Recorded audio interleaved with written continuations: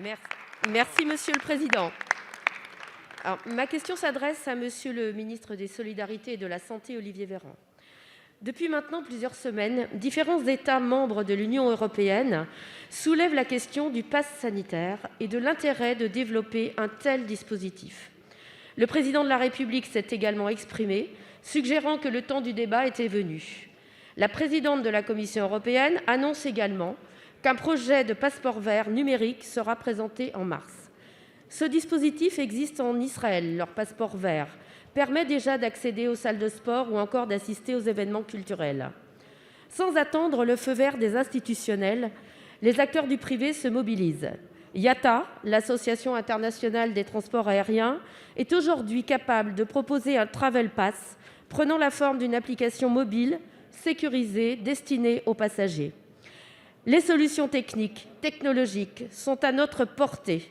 À nous de saisir ces outils et de proposer des alternatives, des solutions à notre relance. Permettre graduellement aux Européens de se déplacer en sécurité au sein de l'Union européenne ou en dehors pour le travail et le tourisme, tel est le sujet. Nous sommes, monsieur le ministre, orphelins de notre art de vivre. Des étrangers parcourant notre beau pays. Tout un pan de l'économie française est à l'arrêt.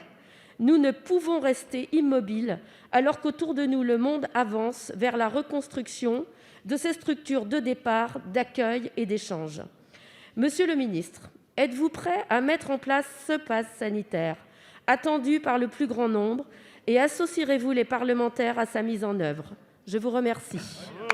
Merci, madame la députée. La parole est à monsieur Olivier Véran, ministre des Solidarités et de la Santé.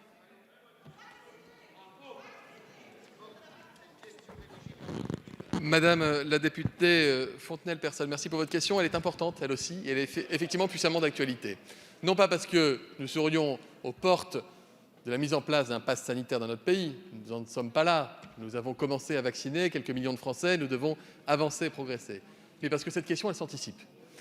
Si je devais faire le tour de la question en moins de 2 minutes, Monsieur le Président, il y a 4 enjeux que je verrai. D'abord, il y a un enjeu technique. Sur quel support utilisons-nous des enjeux? Évidemment, le numérique est important. Est-ce qu'on passe par tous anti-Covid? Nous y travaillons avec Cédric O, le secrétaire d'État en charge des questions numériques. Ensuite, il y a la question de l'enjeu, il y a l'enjeu sanitaire. Quel statut? Est-ce que c'est une sérologie positive? Est-ce que c'est une vaccination complète, réalisée? Quels sont les critères et les indicateurs dont il faudrait tenir compte? Il y a évidemment, Madame la députée, vous l'avez dit, un enjeu européen. Nous travaillons avec Clément Beaune pour qu'il y ait une coordination. Un certain nombre de pays ont commencé à avancer. Nous regardons avec intérêt l'avancée de leurs travaux. Et puis, il y a enfin un enjeu politique et éthique profond, puisque vous imaginez bien que l'enjeu est éthique à tous les niveaux. Que fait-on pour des personnes qui n'auraient pas été vaccinées, qui ne pourraient pas être vaccinées? Quels sont les lieux d'accès? Quelles seraient les limites, etc. Tout ça nécessite une réflexion, donc tout ça prend du temps. Donc je le dis, l'heure n'est pas venue d'un pass sanitaire dans notre pays, ni en Europe, mais l'heure est venue de se poser les bonnes questions et d'avancer. Et pour répondre à votre interrogation, Madame la députée, évidemment, le Parlement doit avoir toute sa place dans cette réflexion, qui est éminemment sociétale, sociale,